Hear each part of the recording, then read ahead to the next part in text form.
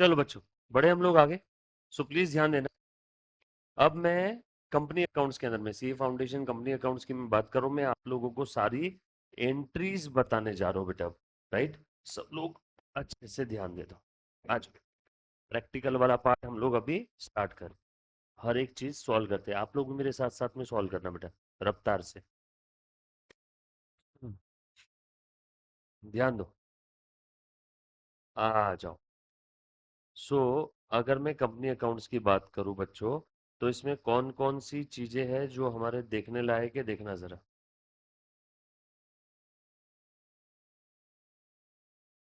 ठीक है। देखो, practical part of your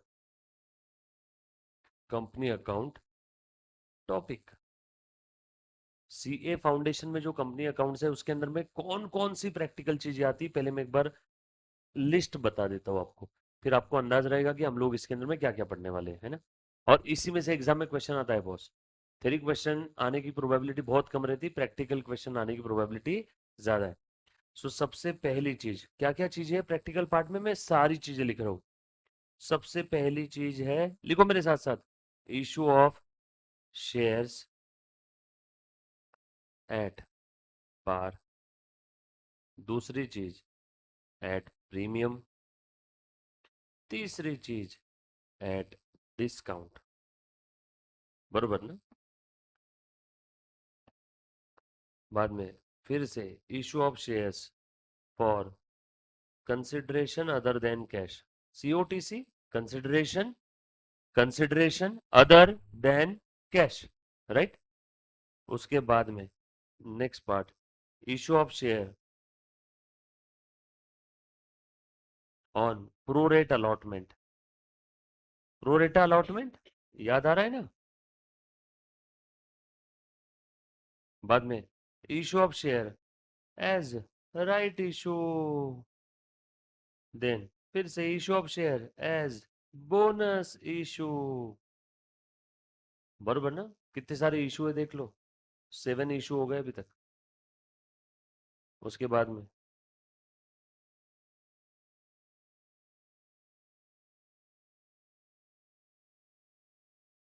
for feature of shares, for feature of shares. For feature में दो कैटेगरी है। हमने वो शेयर्स फॉरफिट किए हैं, वो कौन से, वो which were already issued on pro rata allotment. जो हमने भूतकाल में प्रोरेटा बेसिस पे अलॉट किए थे वो शेयर्स फॉरफिट किए थे, थोड़ी दिक्कत आती है बच्चों को। और एक है नॉर्मल अपना फॉर फीचर, जहां पे हमने शेयर्स प्रोरेटा बेसिस पे अलॉट नहीं किए।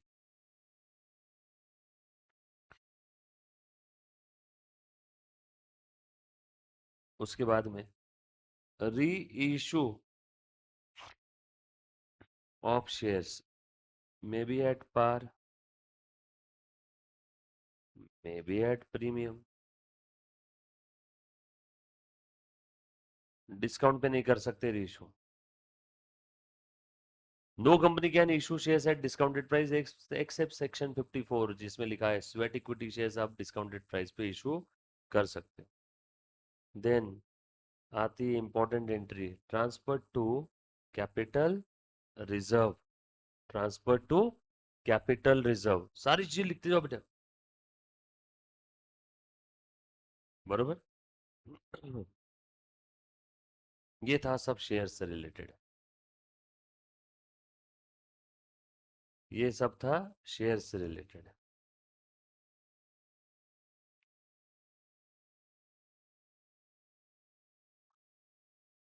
उसके बाद रिडम्शन ऑफ प्रेफरेंस शेयर्स, याद आया क्या। उसके बाद issue of debentures, normal case, जहां पे आप शेयर कैपिटल वर्ड को रिप्लेस कर देते हो। सारी इश्यू ऑफ शेयर की एंट्री और इश्यू ऑफ डिबेंचर की सेम है, जहां जहां शेयर कैपिटल है वहां वहां क्या लिखना है, डिबेंचर्स, रिप्लेस्ड बाय डिबेंचर्स। उसके बाद में है special cases of issue of debenture, IOD issue of debenture, COTC consideration other than cash. इसमें इशूड एंड रिडम्पशन का भी पहले लिखा है, redeemable at, issued at par, issued at premium, issued at discount, redeemable at par, at par, at par, issued at par, at premium, at discount, redeemable at premium, redeemable at premium, redeemable at premium, issued at par, at premium, at discount, redeemable at discount, redeemable at discount, redeemable at discount। कितनी cases है इसमें total, 9।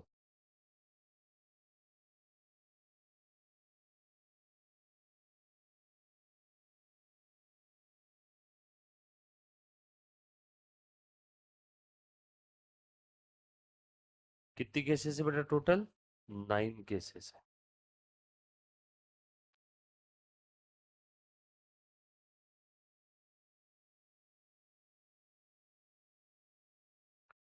सभी की entry बताऊंगा, सारा practical part एक साथ हम लोग पढ़ने वाले हैं आज, सारा का सारा, बरोबर।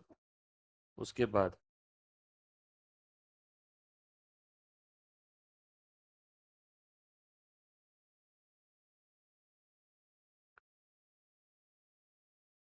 How to write off loss और discount on issue of shares, बरोबर। कोई नोट्स वोट्स देखने की जरूरत नहीं, सब कुछ इधर है, इधर से इधर उतारूंगा, इधर से तुम्हारी नोट्स में, तुम्हारी नोट्स से तुम्हारे दिमाग में, तुम्हारे दिमाग से एग्जाम हॉल में पेपर पे, खत्म, डायरेक्ट ब्लूटूथ, है ना। उसके बाद और क्या बेटा, बताओ मुझे, डिबेंचर्स में हो गया, ये हो गया, देन लिखो डीआरआर के प्रैक्टिकल क्वेश्चन, याद आया क्या। डीआरआर की प्रोविजन बताऊंगा, फिर डीआरआर के प्रैक्टिकल क्वेश्चन देखेंगे, बरोबर। बाद में how to find out value of right, याद आया क्या कुछ।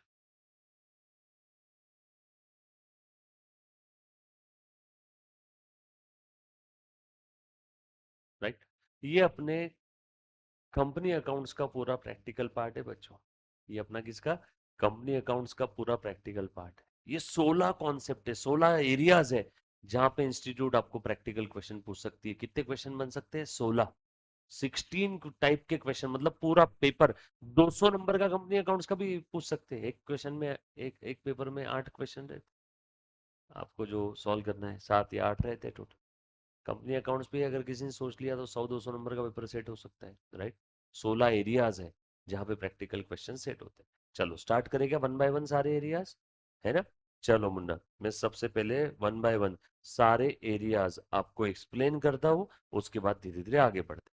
चलो सबसे पहले नंबर से मैं स्टार्ट कर रहा हूँ, सब लोग साथ में बेटा। सो कंपनी अकाउंट, प्यार से कॉर्पोरेट अकाउंटिंग, इसके अंदर में जहां जहां प्रैक्टिकल पार्ट है वो सब हम लोग देखने वाले हैं। मुन्ना ध्यान देना अच्छे से। सबसे पहले हेडिंग दे दो जल्दी जल्दी से, issue of shares at par. अच्छा, ये हर जगह पे जर्नल एंट्रीज है, और जर्नल एंट्रीज की अगर मैं बात करूं तो अपना एक रूल हमेशा ध्यान रखना, डेबिट बैलेंस वाले अकाउंट अगर इंक्रीज होते हैं तो डेबिट करो, डिक्रीज होते हैं तो क्रेडिट करो। क्रेडिट बैलेंस वाले अकाउंट अगर इंक्रीज होते हैं तो क्रेडिट करो, डिक्रीज होते हैं तो डेबिट करो। ये इंक्रीज होना या डिक्रीज होना समझ में आएगा ट्रांजैक्शन से। फिर आपका अगला सवाल, सर कौन से है वो डेबिट बैलेंस वाले अकाउंट, तो asset, drawing, debtors, expenses and losses, ये पांचों कैटेगरी के अकाउंट्स का always having debit balance, if these accounts further increase in your books of accounts will be debited in your journal entry और laser. And if these account asset drawing data section losses if decreases in your books of accounts while passing the journal entry, then it will be credited. Are you getting my point? समझ रहे हो ना बच्चों? उसके बाद कौन कौन से अकाउंट का क्रेडिट बैलेंस है? Liabilities, capital, creditors, income and gain. ब्रह्मांड के सारे अकाउंट्स इन 10 कैटेगरी में आ गए। एसेट ड्रॉइंग डेटा सिक्स में लॉसेस 5, उसके अपोजिट 5। इनका क्रेडिट बैलेंस है, ये बढ़ते हैं तो क्रेडिट करो, कम होता है तो डेबिट करो। ये इनका डेबिट बैलेंस है, बढ़ते हैं तो डेबिट, कम हुआ तो क्रेडिट। इसी के भरोसे सारी एंट्रीज है, जीवन चला जाएगा, बट यही रूल यूज करना। सो सबसे पहले इशू ऑफ शेयर, फटाफट से जैसे मैं लिख रहा हूं लिख लो। Company wants to issue 1 share जिसकी फेस वैल्यू 10 है और इशू प्राइस भी कितनी है? 10 है। क्या इसको हम लोग इशूड एट पार बोलेंगे क्या? जल्दी बताओ बच्चों। कंपनी के पास पैसा आ गया, बैंक बैलेंस बढ़ गया, bank account debit to, company ने इक्विटी शेयर इशू किया तो 2 equity share capital, preference share issue किया रहता तो 2 preference share capital. Bank balance बढ़ा, बैंक बैलेंस कंपनी की असेट है, असेट बढ़ती है तो डेबिट करो, शेयर कैपिटल, कैपिटल में आएगा कैपिटल का क्रेडिट बैलेंस, कैपिटल बढ़ता है तो क्रेडिट करो, शेयर इशू करने की वजह से कैपिटल बढ़ता है, शेयर वापस खरीद रही है, बायबैक है, रिडम्पशन है, फॉरफीचर है, तो वहां पे कैपिटल कम होता है। अभी इशू का केस चल रहा है, कैपिटल बढ़ रहा है। इसी में अगर एप्लीकेशन मनी आता है तो एंट्री क्या रहेगी? इसी में bank account debit to share application नाम के पर्सन से पैसा आ गया, तो bank to equity share application, preference share होगा तो प्रेफरेंस शेयर एप्लीकेशन, जो भी अमाउंट आया और उसके बाद एप्लीकेशन का पैसा ट्रांसफर करो, share application account will be debited to equity share capital, होगा तो इक्विटी शेयर कैपिटल, प्रेफरेंस होगा तो प्रेफरेंस शेयर कैपिटल। सिंपल था, सारा पैसा एक ही इंस्टॉलमेंट में आ गया विद द एप्लीकेशन। इसमें अलग अलग इंस्टॉलमेंट भी हो सकती है क्या? यस, वो सारी इंस्टॉलमेंट भी आपको समझाता हूँ। दूसरी वाली केस है issue of share at premium, फटाफट से लिखो, इशू ऑफ शेयर, इंस्टॉलमेंट भी बता दो, चिंता मत कर। मान लो ऊपर वाले केस में कितना था बेटा? 10, 10, 10, 10। मान लो फेस वैल्यू 10 है और सिक्योरिटी प्रीमियम 20% है, परसेंटेज हर बार बच्चों फेस वैल्यू का, देयरफॉर इशू प्राइस रहेगा विल बी 12। मान लो एप्लीकेशन के साथ आ गया पूरा पैसा, bank account will be debited to share application 12, 12। अब एप्लीकेशन का पैसा मैं ट्रांसफर कर रहा हूँ, पहले एप्लीकेशन को क्रेडिट किया, अब उसका पैसा ट्रांसफर कर रहा हूँ तो एप्लीकेशन को डेबिट करूंगा 12 टू इक्विटी शेयर कैपिटल में कितना जाएगा? फेस वैल्यू, फेस वैल्यू से ज्यादा नहीं जाता है कैपिटल में, ऊपर का चला जाएगा मेरे प्यारे बच्चों, securities premium which is capital receipt to be shown under the balance sheet liability side under the heading reserves and surpluses. यहाँ पे पूरा पैसा एक साथ आ गया, कोई एप्लीकेशन नहीं है तो डायरेक्ट भी लिख सकते हैं, bank account debit to equity share capital to securities premium 2, 10, 12। चलो तीसरी केस, रफ्तार से थोड़ा सा स्पीड मेंटेन करो बच्चों, लिखा सभी ने? थर्ड केस क्या था? Issue of share at discount, फिर इंस्टॉलमेंट वाला एक क्वेश्चन लूंगा, फिर उसके बाद फॉरफीचर लेंगे, फिर री इशू लेंगे, फिर ट्रांसफर टू कैपिटल, धीरे धीरे ऐसे लेवल को बढ़ाते जाते। किसी बच्चे को अगर कहीं कोई डाउट है तो प्लीज तब के तब पूछना है बेटा सभी ने, और मेरे साथ साथ में लिखना है। डाउट आया तो कसम है आपको तब के तब पूछना है, चिंता करने वाली बात नहीं है, बरोबर ना? चले थोड़ा सा आगे, पक्की बात? चल आ जाओ। Issue of share at discount, वैसे तो आज के डेट में no company can issue shares at discounted price, but इसमें एक एक्सेप्शन है, सेक्शन 54। सर किसने बोला no company can issue? No company can issue shares at discounted price, ऐसा किसने बोला बेटा? सेक्शन 53 ने। सेक्शन 53 कहता है no company can issue share at discounted price, वो सही नहीं है। तुम डिस्काउंट का लालच दे करके लोगों के हार्ड अर्न मनी को अपने पास अटका नहीं सकते। प्रीमियम जितना लेना है लो ना, यस और नो। मैं इनफैक्ट यहाँ पे जो क्लासेस है ना हमारे सीएस के सीए के बहुत सारे, उनको भी मैं यही बोलता हूँ कि डिस्काउंट मत दो। उससे होगा क्या, नए नए जो क्लास आते हैं वो डिस्काउंट दे देंगे, 90% डिस्काउंट, जहाँ एक फाउंडेशन के लिए एक रीजनेबल फीस 50-60 हज़ार होनी चाहिए, 8 हज़ार में है ना। आप बहुत सारे ऑनलाइन प्लेटफॉर्म ये वो सब आप देखते हो, काले पीले सफेद सब, तो उसके अंदर में 8 हज़ार में ऑल सब्जेक्ट देते थे। अब होता क्या है, वो डिस्काउंट के लालच में एक बार का बच्चा फंस जाता है उधर, और एक बार बच्चे ने उधर 8 हज़ार में एडमिशन ले लिया तो वहाँ पे 8 हज़ार में 5 टीचर पढ़ाते हैं, एक एक टीचर को कितना मिलेगा बेटा बताओ तो मुझे, 1600 रुपए, बरोबर है क्या? एक बच्चे के पीछे, वो भी 4 महीने पढ़ाने के बाद, यानी पर मंथ कितना हो गया, 400 रुपए पर मंथ। मैं आज के 30 साल पहले की फीस बता रहा हूँ, 300 रुपए पर मंथ ट्यूशन की फीस होती थी। तुम बताओ उस टीचर को मोटिवेशन रहेगा क्या पढ़ाने का? वो फीस ले लिया एक बार, मालिक ने फीस ले लिया, टीचर तो सैलरी पे रहते हैं, टीचर बोलता है मुझे सैलरी वैसे भी मिलने वाली है, वैसे भी मिलने वाली है, बहुत सारे ऑनलाइन प्लेटफॉर्म। तुमने पैसे किसको दिए, उस ऑर्गेनाइजेशन को। पढ़ा कौन रहा है, वो टीचर। और वो टीचर को फिक्स सैलरी मिलने वाली है, बच्चे के साथ क्या अत्याचार, अत्यापाच, अत्याच्छे होने वाला है, क्या वो। अब तुम बताओ 1/10 फीस लेकर के तुमने करवाया, तो उतनी शिद्दत से उतना कंटेंट, ये कलयुग है बॉस। तुमने अगर किसी इंसान को पैसा कम दिया तो कहीं ना कहीं वो तुमको सर्विस में कम देगा। तो यही एक बेसिक लॉजिक था।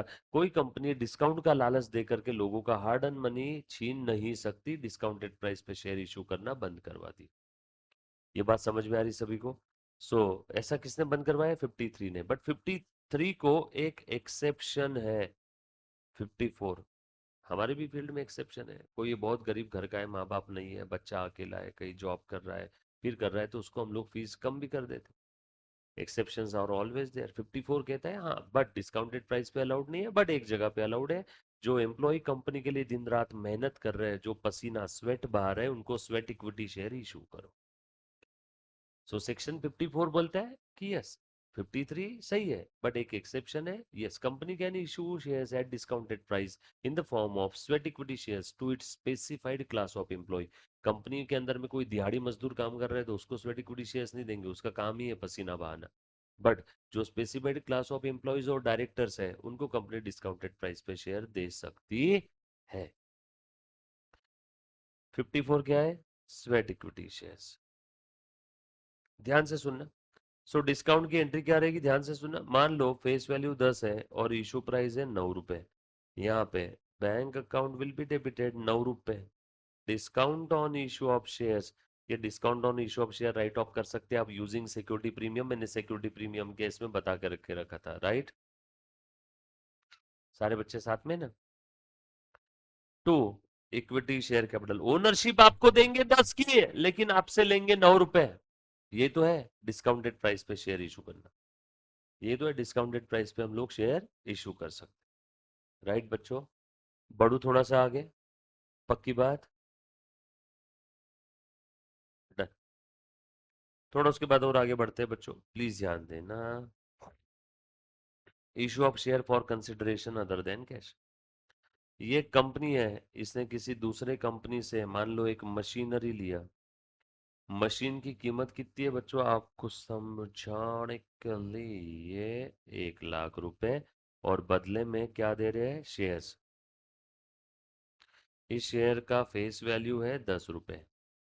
ये वेंडर है जो पार्टी ने सेल किया। फटाफट से लिखो बेटा। यहाँ पे ये जो शेयर्स है, अगर ये शेयर्स इशू किया एट पार, यानी 10 का शेयर 10 में, या इशू कर सकते हैं एट प्रीमियम। प्रीमियम कितना, आपको समझाने के लिए, एट प्रीमियम ऑफ रुपीज 10।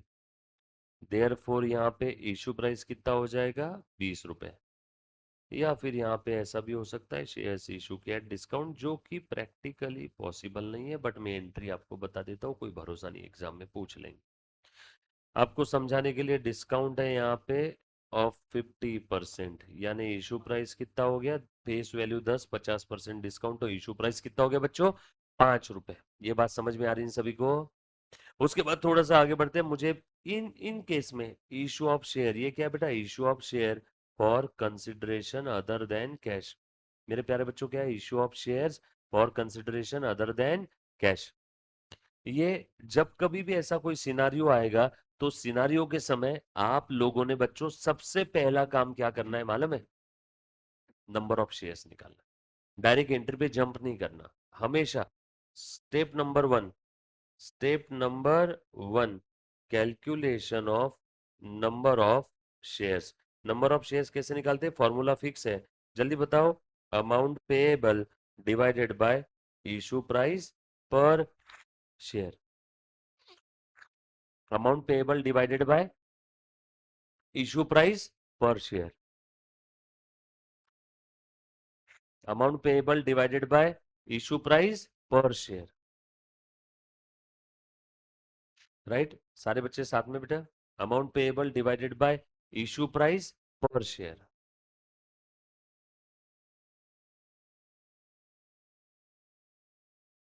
आ जाओ। फर्स्ट केस में इशू प्राइस कितना है बच्चों बताओ, 10 रुपए। सेकेंड केस में 20 रुपए। थर्ड केस में 5। अमाउंट पेएबल कितना था, 1 लाख रुपीज। सो बताओ बेटा, यहाँ पे मैं फॉर्मूला बार बार नहीं लिखता हूँ, फॉर्मूला ऑलरेडी मैंने लिख दिया। 1 lakh divided by 10, number of shares कितने आए, 10,000। चलो फटाफट से रफ्तार लिखो थोड़ी सी, हाँ। नंबर ऑफ शेयर्स कितने हैं बच्चों, 5,000। और यहाँ पे again 1 lakh divided by issue price 5, number of shares कितने आए बच्चों, 20,000। स्टेप नंबर 2, आप लोग यहाँ पे क्या करोगे बच्चों, जर्नल एंट्री पास करोगे। यहाँ पे आपने जर्नल एंट्री पास करना है। जर्नल एंट्री कैसे पास करेंगे देखना तो जरा। सबसे पहले तो मशीनरी खरीदा, machinery account debit to vendor account. बोलो 1 लाख 1 लाख, सेम एंट्री तीनों जगह पे आएगी क्या, machinery to vendor, machinery to vendor. पहले अमाउंट ड्यू कर दिया, पहले अमाउंट ड्यू कर दिया। फिर दूसरी एंट्री आप करोगे सेटलमेंट की। सेटलमेंट कैश में दे रहे हैं, शेयर्स के फॉर्म में दे रहे हैं, शेयर्स के फॉर्म में। तो फटाफट से लिखो बेटा, फिर लिखो, वेंडर को पहले क्रेडिट किया, अब वेंडर को मैं क्या करने वाला हूँ, debit. So vendor account will be debited to equity share capital. और इक्विटी शेयर कैपिटल में ध्यान से सुनना, काम की बात यही है। बोलो कितने शेयर्स थे फर्स्ट केस में, 10,000। और शेयर कैपिटल में हर बार क्या जाता है, फेस वैल्यू। फेस वैल्यू कितनी है, 10 रुपए। तो 10 रुपए से ही मल्टीप्लाई करना है हर बार। सेकेंड केस में vendor account will be debited 1 lakh rupees to equity share capital. Second case में इक्विटी शेयर्स कितने हैं, 5,000। अगेन फेस वैल्यू से ही मल्टीप्लाई करना है। अगेन किससे मल्टीप्लाई करना है बेटा, फेस वैल्यू से। निकालो।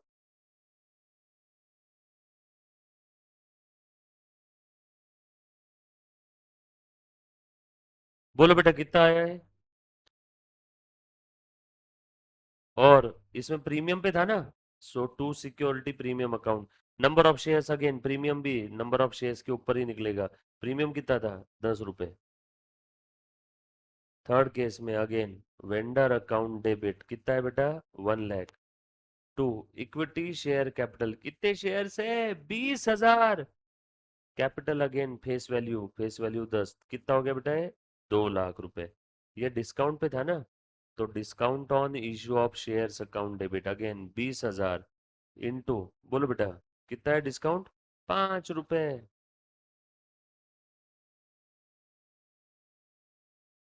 कुछ था क्या रेस। यहां तक किसी बच्चे को कोई तकलीफ है तो प्लीज एक बार पहले बता दो। Any student, any kind of doubt, anybody.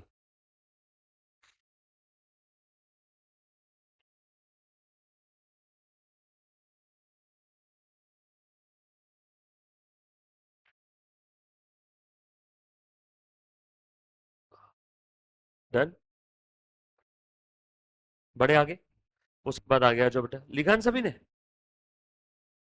Simple है। Then issue of shares on pro rate basis. Pro rate basis पे बताने के पहले मैं पहले आपको क्या बताऊंगा, फॉर फ्यूचर, री इशू और ट्रांसफर टू कैपिटल रिजर्व। पूछो क्यों, क्योंकि प्रोरेट बेसिस के अंदर में भी फॉरफीचर री इशू आएगा। तो डायरेक्ट वो हायर वाला फॉरफीचर री इशू नहीं देखेंगे, पहले बेसिक फॉरफीचर री इशू समझ लो। डोंट वरी, अपना रूल चेंज नहीं होगा फॉरफीचर री इशू का, जो अभी बताऊंगा।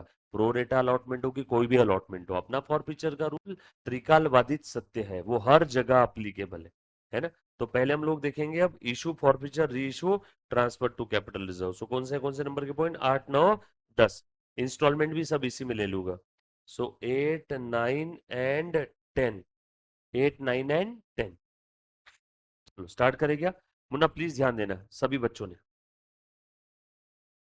समझा बेटा सभी को। आज एक सेकेंड, लाइव स्ट्रीम में सारे बच्चे हैं।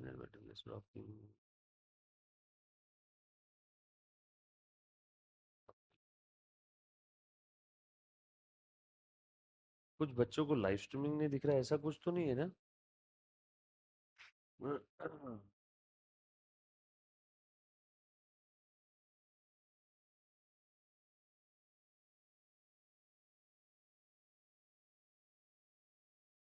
दिख रहा है। चलो मुन्ना प्लीज ध्यान देना। एक देखो बेटा, मैं केस लिख रहा हूं। एक कंपनी है जो मार्केट में शेयर इशू करना चाहती है, जिसकी फेस वैल्यू है 10 रुपए, सिक्योरिटी प्रीमियम है 3 रुपए, इशू प्राइस है 13 रुपए। और बच्चों, ये कैसे ले रही है कंपनी पैसा? Eight the time of application ये ले रही है 3 रुपए। इस 3 में प्रीमियम है 1 रुपी और कैपिटल पोर्शन है 2 रुपए। आपको एक क्वेश्चन में दिया हुआ है। उसके बाद में अलॉटमेंट के समय ये ले रही है, आपको समझाने के लिए, कितना ले लो अलॉटमेंट में? 6 रुपए। इसमें बचा हुआ प्रीमियम है, बोलो बेटा बैलेंस प्रीमियम कितना है? टोटल प्रीमियम 3 था, 3 में से एक एप्लीकेशन के साथ आ गया तो बचा हुआ 2। और कैपिटल कितना है बेटा इसके अंदर में? 4 रुपए।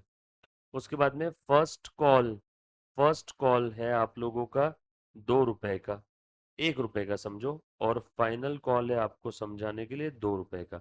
टोटल चेक करो, 6 7 2 9 और 3 12। तो ये फर्स्ट कॉल 3 रुपए का कर दो, और ये एक का कर दो, 6 3 9 3 12 और एक 13। टोटल हो गया बेटा 13। ये ऐसा कंपनी का हिसाब किताब है। ध्यान से सुनना।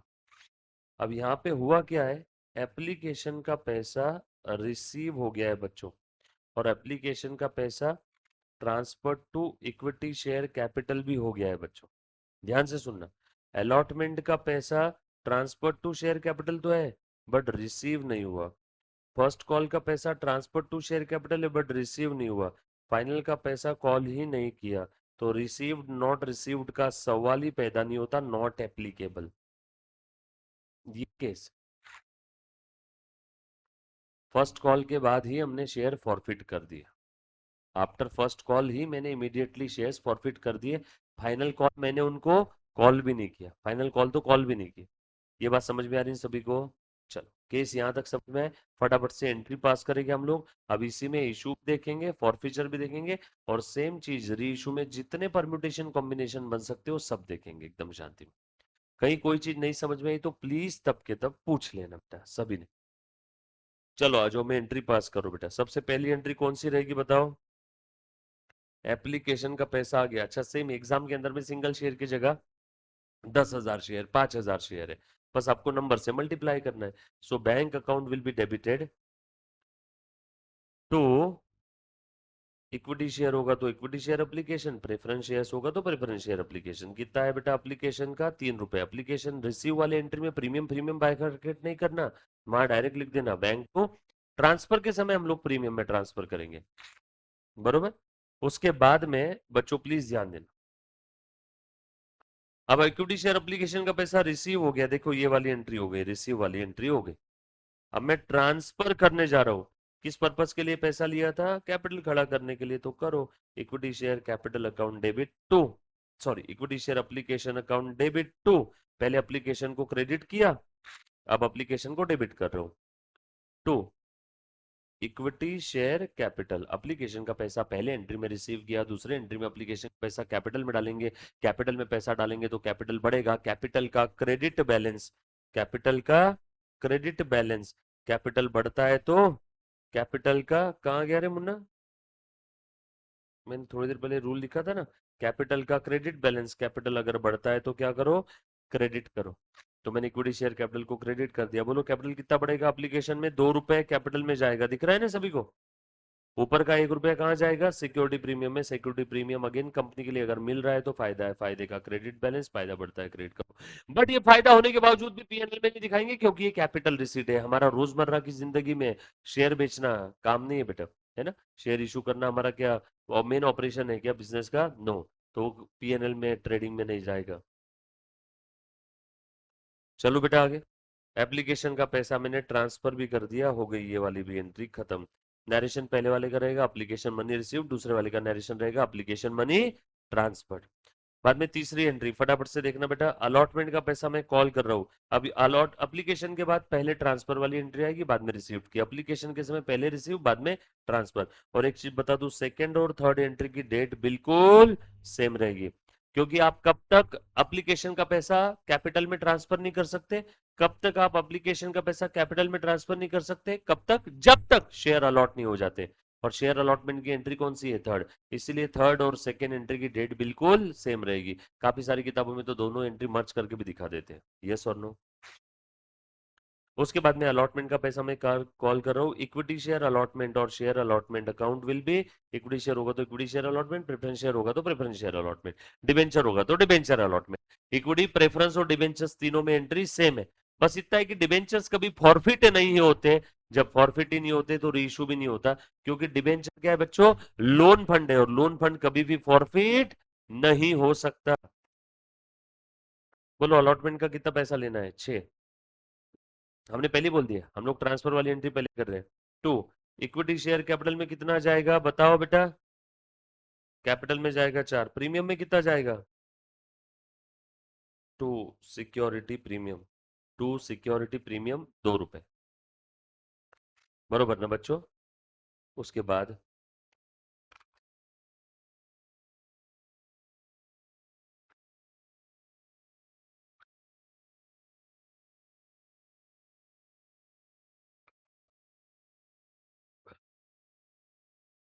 अलॉटमेंट का पैसा रिसीव कर लो। हुआ क्या?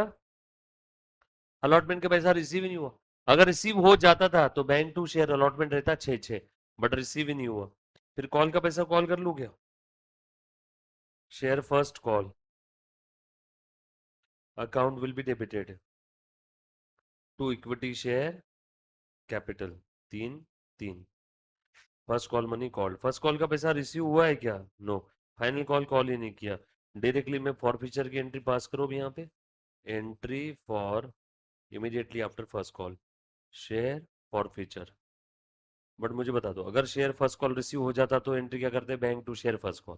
फाइनल कॉल अगर मैंने कॉल किया रहता है तो एंट्री क्या रहती? Equity share final call to equity share capital. Final call receive हो जाता तो bank to equity share final call. बता करके रख रहा हूँ बस एंट्री। चलो।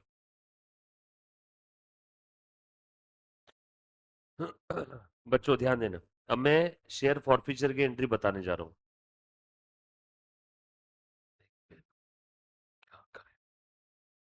हाँ बच्चों, बोर्ड पे ध्यान देना। शेयर फॉरफिट कर लूंगी यहाँ पे। जब भी फॉरफीचर की एंट्री आएगी तो उस समय आपने 3 स्टेप फॉलो करना है। Step 1, step 2, step 3। 3 स्टेप कौन सी है देखो तो? बोलो 3 स्टेप कौन सी है? बोलो बच्चों। सबसे पहली स्टेप, जब भी कोई कंपनी शेयर फॉरफिट करती है, जब भी कोई कंपनी शेयर फॉरफिट करती है तो उस समय कंपनी का कैपिटल कम होता है।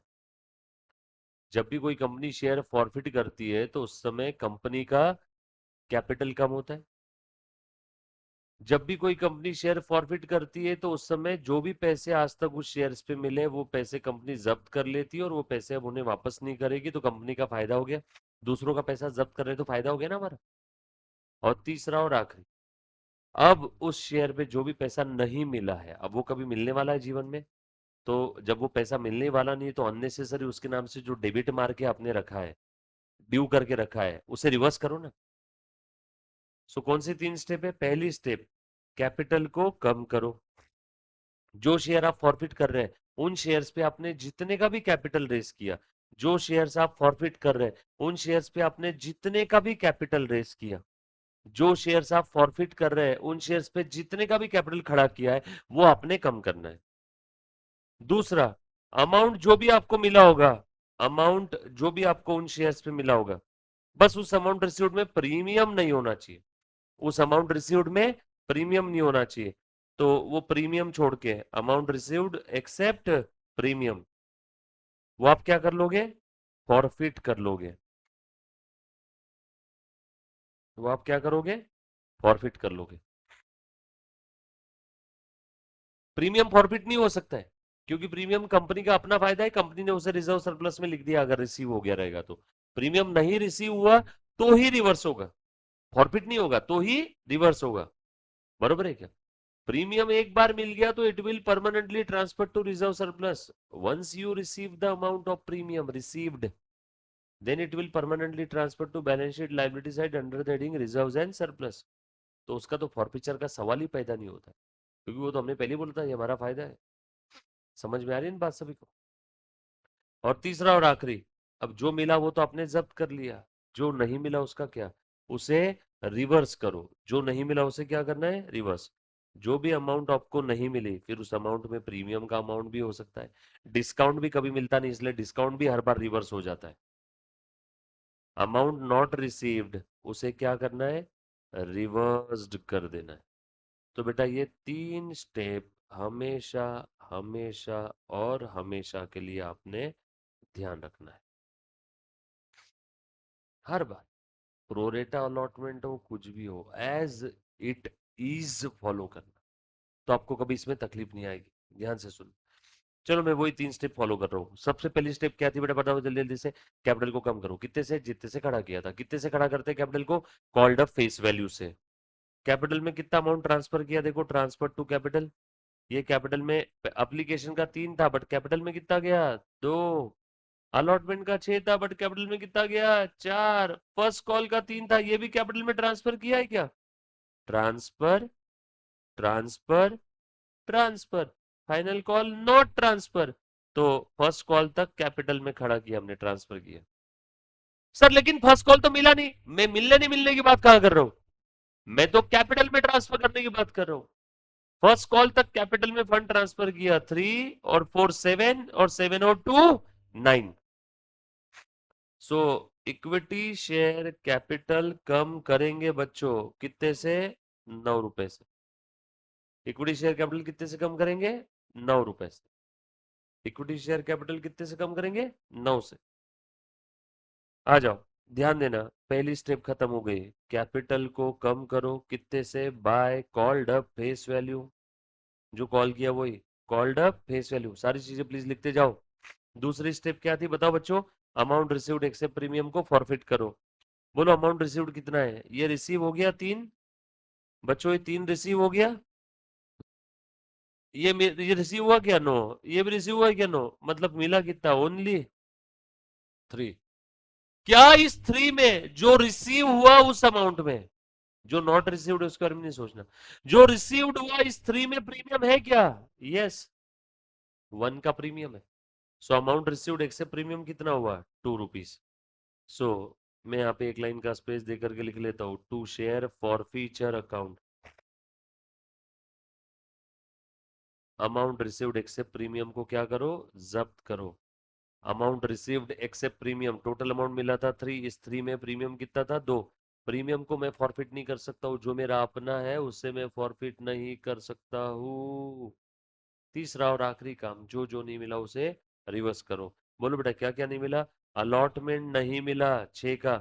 अलॉटमेंट को पहले 6 से डेबिट किया था, एग्जैक्ट 6 से क्रेडिट करो। जो जो शेयर्स हमने फॉरफिट किए उन शेयर्स पे जो जो अमाउंट नहीं मिला रिवर्स करो। अब अलॉटमेंट नहीं मिला तो अलॉटमेंट के साथ वाला प्रीमियम भी नहीं मिला, याद करो प्रीमियम को अलग से, कैसे, अलग से मैंने क्रेडिट किया था। कुछ बच्चे बोलते सर इस 6 में प्रीमियम भी तो आ गया, आने दे, कोई दिक्कत नहीं। बट पहले हमने प्रीमियम को अलग से क्रेडिट किया था ना। बोलो ये प्रीमियम मिला क्या, नहीं मिला। जब अलॉटमेंट ही नहीं मिला तो अलॉटमेंट वाला प्रीमियम भी नहीं मिला। उस प्रीमियम को मैंने अलग से क्रेडिट किया था, तो अलग से उस प्रीमियम को मैं क्या करूंगा, डेबिट। जो जो नहीं मिला उसे रिवर्स करो, 2 रुपए।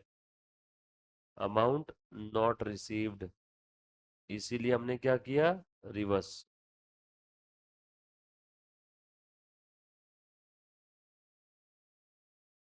अमाउंट नॉट रिसीव्ड, इसीलिए हमने क्या किया, रिवर्स। और क्या क्या नहीं मिला बेटा, टू शेयर फर्स्ट को। अमाउंट नॉट रिसीव्ड, इसीलिए हमने क्या किया, रिवर्स। हो गई 3 स्टेप, एक, दो न, और ये 3, 3, 3, पीला हरा नीला। क्लियर, याद रहेगी सभी को 3 स्टेप। सो इशू मैंने बताया, फॉर फीचर बताया। फॉर फीचर के बाद सेम शेयर जो अभी अभी आपने फॉरफिट किया, बता संभाजी शेयर्स पे कितना पैसा जब्त किया मैंने, ₹2 ना रे। कितना पैसा फॉरफिट किया? ₹2। सेम शेयर अगर मैंने री इशू किया, सेम शेयर अगर मैंने री इशू किया, तो उस समय की एंट्री क्या क्या रहेगी मैं वो बता देता हूँ। सो मैं अलग अलग केसेस लिख रहा हूँ। Reissue of shares, case one. Reissued, reissued as and for, reissued as fully paid. कैसे हैं? ₹4 9। Reissued as fully paid ₹11। Reissue as fully paid ₹10। reissued as 9 paid up ₹8, reissued as 9 paid up ₹11। बरोबर है क्या? सारी cases बता, हर case में री issue की एंट्री बताओ। बोलो बेटा। पहली केस, मैं पहली केस की एंट्री कर रहा हूँ। सबने केसेस लिख ली? सबने केसेस लिखी बेटा? प्लीज सब लोग ध्यान देना।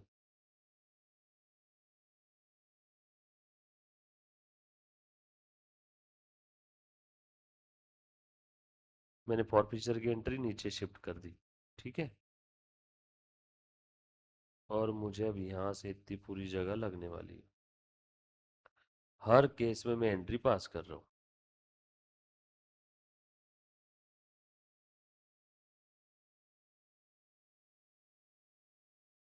चल देखो बेटा, पास करो एंट्री। पहली वाली केस में एंट्री पास करता हूँ, फर्स्ट केस में। बोलो बच्चों, री इशू की एंट्री में कर रहा हूँ, री इशू की एंट्री कर रहा हूँ। बोलो फर्स्ट केस में री इशू कितने में किया? ₹9 में।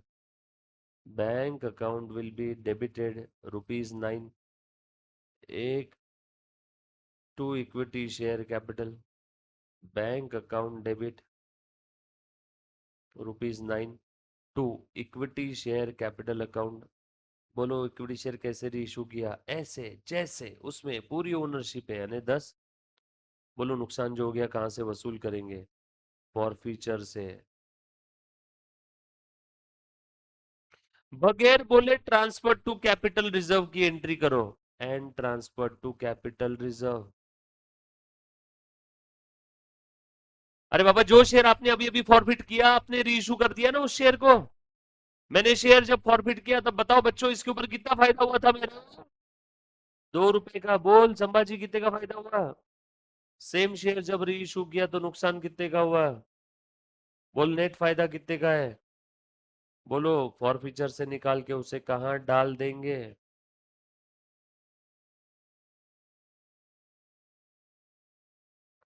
एक शॉर्टकट ट्रिक बता दो कैपिटल रिजर्व निकालने की। अब वो शॉर्टकट ट्रिक कब अप्लीकेबल है? जब जितने शेयर्स फॉरफिट किए सारे री इशू कर दिए तो ही अप्लीकेबल है। अदरवाइज आपको अलग से नोट बनाना पड़ेगा उसका।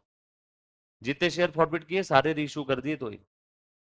फॉरफीचर में कितना क्रेडिट हुआ, उसमें से फॉरफीचर में कितना डेबिट हुआ, बचा हुआ बैलेंस अगर कुछ बचता है तो कैपिटल रिजर्व में डाल देना। फॉरफीचर, फॉरफीचर में कितना क्रेडिट हुआ था? ₹2। फॉरफीचर में कितना डेबिट हुआ? ₹1। सो 2 - 1 इज इक्वल टू नेट आ गया 1, वो चला गया कैपिटल रिजर्व में। ये शॉर्टकट ट्रिप सिर्फ तभी अप्लीकेबल है जब जितने शेयर्स फॉरफिट किए सारे के सारे रीइशू कर दिए, तो अदरवाइज नहीं। सर अदरवाइज क्या करना है? बनूंगा ना, अभी फॉर्मेट बनाएंगे हम लोग। सर ट्रिक नहीं, आपने जो क्लास में बताया था वो बताओ। How to calculate the amount transfer to capital reserve, कैसे निकालना है? ये वो लॉन्ग कट वाला तरीका। Amount forfeited on reissued shares, amount forfeited on reissued shares minus loss at the time of reissue. Loss रहा तो ही लिखना, फायदा रहा तो यहाँ लिखना नहीं। Loss at the time of री इशू। अमाउंट कितना फॉरफिट किया था, जो शेयर्स री इशू किए उसके ऊपर। काफी बार क्या होता है, 10 शेयर, 10 शेयर फॉरफिट किए, लेकिन री इशू कितने किए? 6। तो 6 के ऊपर कितना फॉरफिट किया वो यहां पे आएगा, amount forfeited on reissued shares. और loss at the time of reissue कितने का नुकसान हुआ बेटा? 1 का। So net amount transfer to capital reserve. कुछ बात समझ में आ रही क्या रे? बेटा ये समझा क्या पक्का? ये समझा पक्का? इधर पीछे कौन सा वाला? ये वाला। बोल कैपिटल रिजर्व क्या है ये बता पहले मुझे। Net profit on reissued shares.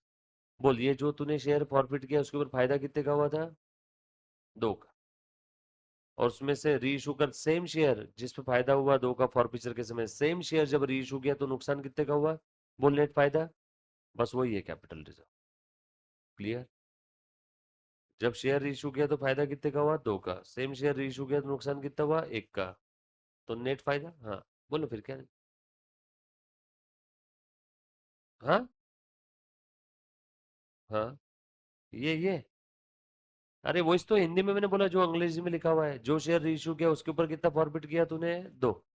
Same share री इशू कर समय नुकसान कितने का हुआ? 1 का।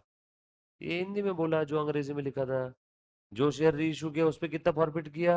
2। सेम शेयर जब री इशू किया तब उस पर नुकसान कितने का हुआ? 1 का। बोल नेट फायदा। Net profit on reissued shares. Net profit on reissued shares. आगे बेटा जो नहीं मिला उसे रिवर्स कर दिया। डन। उसके बाद में ये हो गई फर्स्ट केस।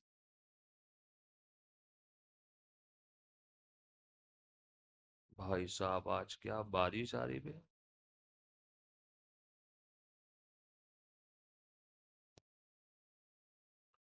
तैर के जाओ आज तैर के। आज दिखा दो बारिश ज्यादा मजबूत है कि तुम्हारे इरादे। हाँ। इश्क समुंदर डूब के पार लगाना है। हाँ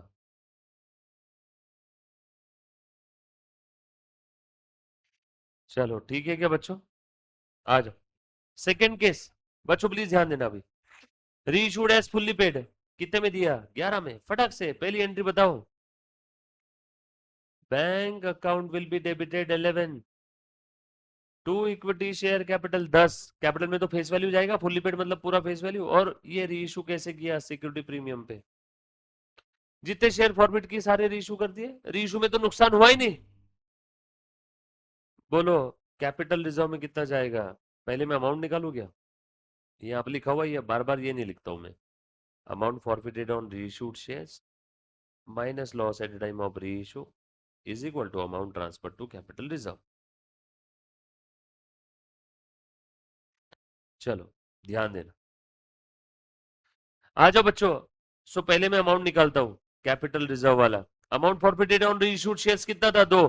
बोलो loss at the time of reissue कितना हुआ ही नहीं, क्योंकि रीइशू प्रीमियम पे किया तो लॉस हुआ नहीं, तो जीरो लिख रहा हूं। So share forfeiture to capital reserve to net profit transfer to capital reserve, yes और नो? और सर ये जो फायदे में किया 1 रुपया वो कहाँ गया? बोला तो सही प्रीमियम में चला गया under the balance sheet liability side reserves and surplus. बोलो अगला केस। बोलो बच्चों कितने में दिया? Bank account debit to equity share capital 10 10। नुकसान भी नहीं फायदा भी नहीं। Share forfeiture to capital reserve पूरा 2 रुपए। 2 माइनस 0 2। हाँ 9 पे डब बोल के दिया। ओ भाई साहब कितने में दिया वो भी? 8 में। ओनरशिप कितने की थी बेटा? 9 की। नुकसान कहाँ से वसूल करेंगे? बोलो 2 का फायदा 1 का नुकसान हुआ इस बार, तो नेट फायदा 1 कहाँ जाएगा? Share forfeiture to capital reserve. और लास्ट वाली केस है बच्चों। बोलो कितने में दिया? 11 में। ओनरशिप कितने की थी? 9 की। सिक्योरिटी प्रीमियम कितना है? 2। नुकसान हुआ ही नहीं तो पूरा का पूरा फायदा कहाँ चला जाएगा रे बच्चों? नुकसान हुआ ही नहीं, जीरो। Capital reserve. कुछ था क्या रे इसमें? हमरा प्यार बच्चों। All set. यहाँ तक किसी बच्चे को कोई डाउट है तो प्लीज एक बार पहले पूछो।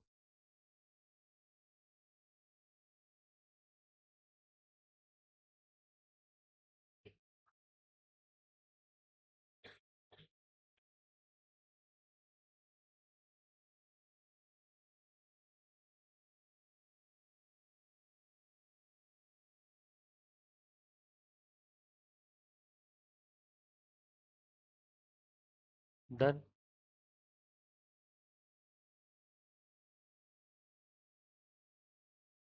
Done done.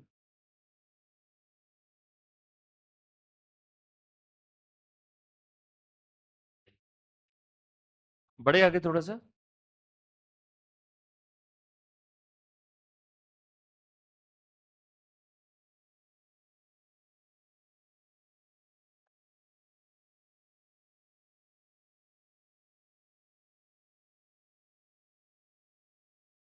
चलो आ जाओ।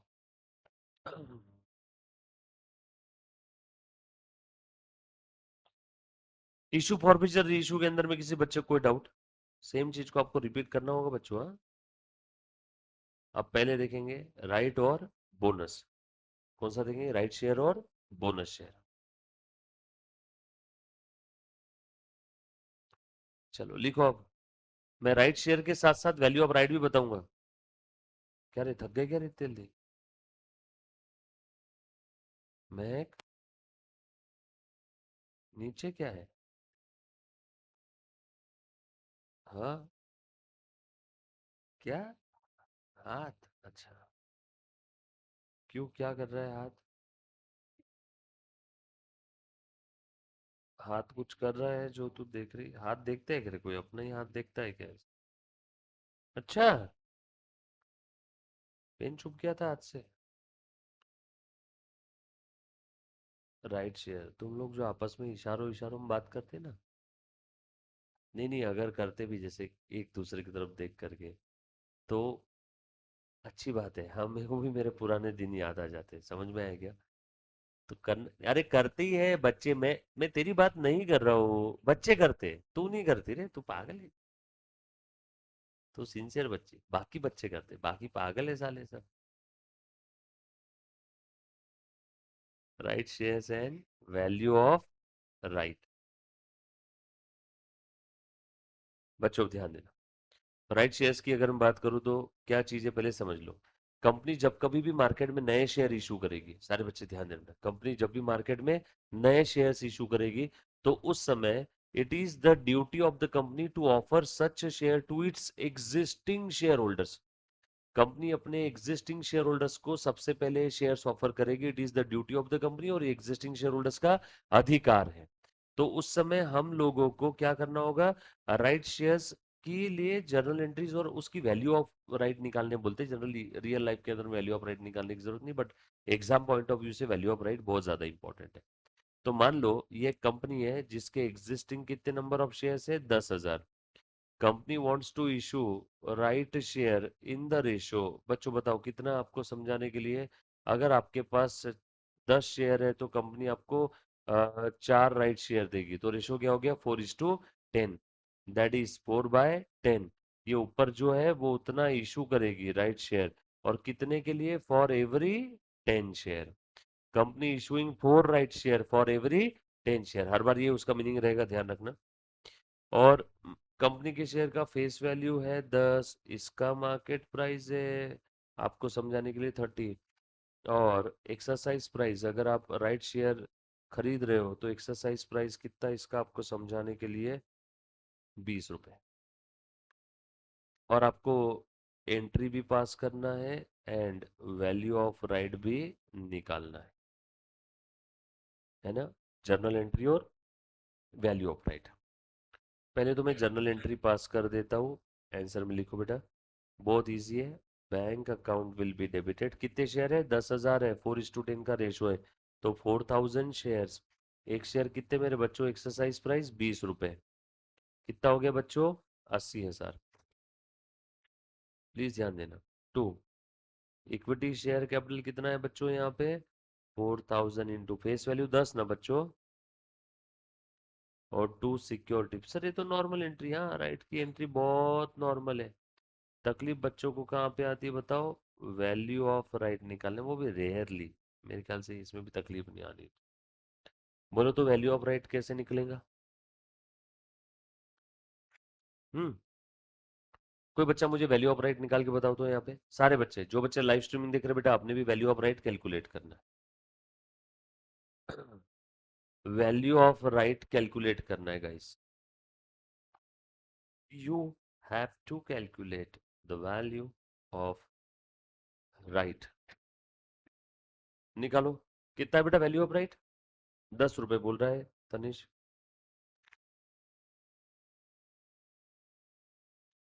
वैल्यू ऑफ राइट कैसे निकालेंगे, निकाल दो बेटा, निकाल। घोष बाबू, वैल्यू ऑफ राइट कैलकुलेट करो।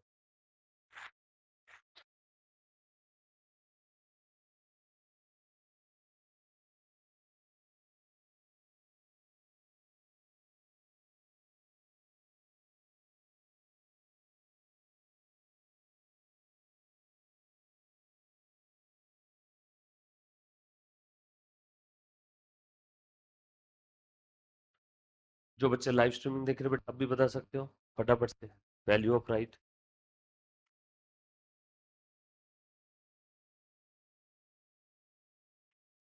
निकालो, वैल्यू ऑफ राइट। याद आ रहा है क्या रे कुछ, भूल गए, नहीं याद आ रहा है।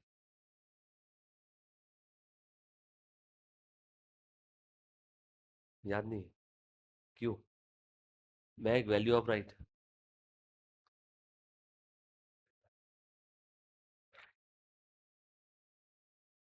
बोल कैसे करेगी बता।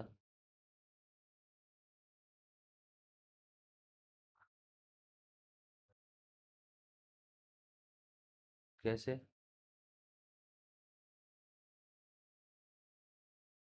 10 या तो 4, दो आंसर तो हो नहीं सकते। चल देखो तो। ओह, श्रावणी माली 10 रुपए, सिद्धि 10 रुपए।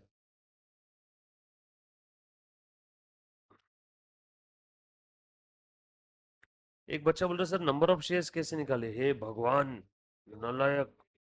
ये 10,000 टोटल नंबर ऑफ शेयर है, और राइट 4:10 का रेशो है। यानी अगर आपके पास 10 शेयर है तो आपको 4 राइट शेयर खरीदने का मौका मिलेगा। टोटल अगर 10,000 शेयर है तो 4,000 राइट शेयर रहेंगे। ये नंबर कैसे निकाले 4,000, देखो existing number of share multiplied by ratio 4:10। existing number of share multiplied by ratio 4:10। So 10,000 into 4/10 कितना है बेटा, 4,000। आ जाओ, चलो देखो तो। 25 सेकंड का काम है, हमने बहुत डिटेल में देखा था, वापस एक बार अच्छे से ध्यान से सुनना। एग्जिस्टिंग शेयर्स कितने, जल्दी बताओ।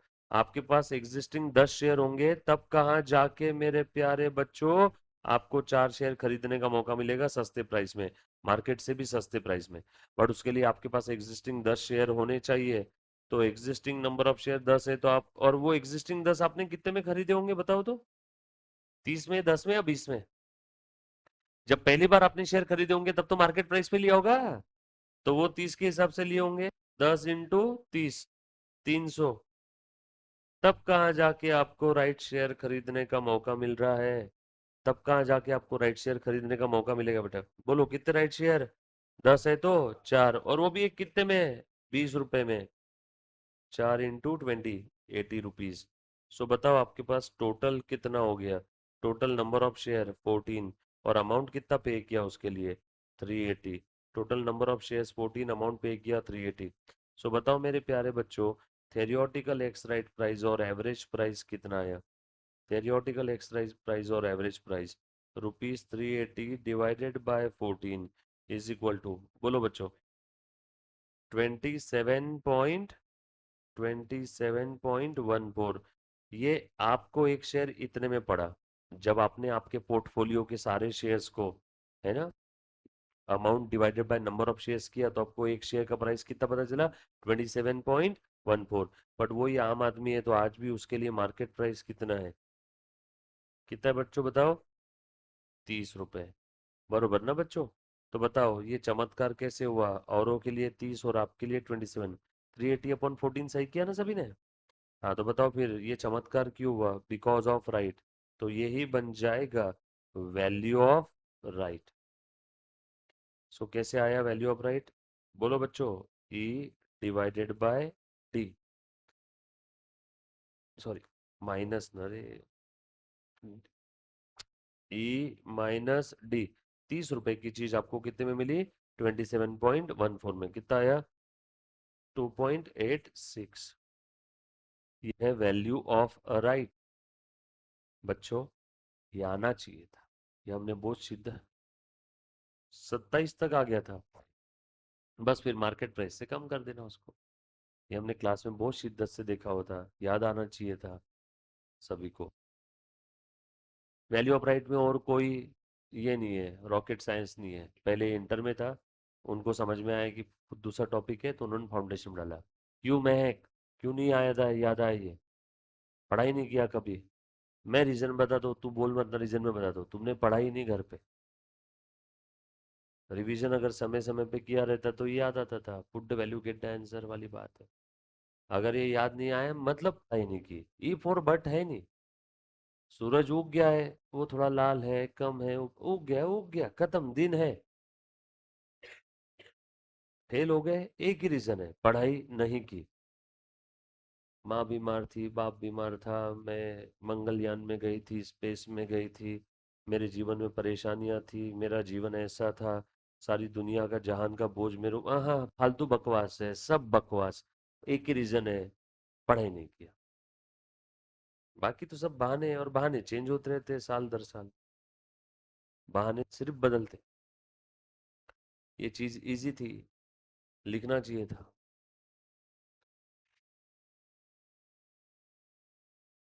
ये तो क्या बहाने चल ही रहे। और ये बहानेबाज इंसान को तुम अगर पूछोगे ना 4-6 महीने बाद, तेरा उस समय का फेल होने का बहाना क्या रहेगा, 6 महीने बाद चेंज होते रहता हो। क्योंकि वो झूठ रहता ना, झूठ याद नहीं रहता किसी को। समझ में आया क्या? मेरे लिए एक ही बहाना सही है। एग्जाम के लिए जा रहे थे, जाते समय एक्सीडेंट हो गया, हाथ पैर टूट गए, सर से शरीर से अलग करना पड़ा, लिख नहीं पाएंगे, हाथ ही नहीं है, आईसीयू में थे, ये मर गए। तो एग्जाम में इसलिए फेल हुए। ठीक है, बाकी जिंदा है तो फिर क्या है?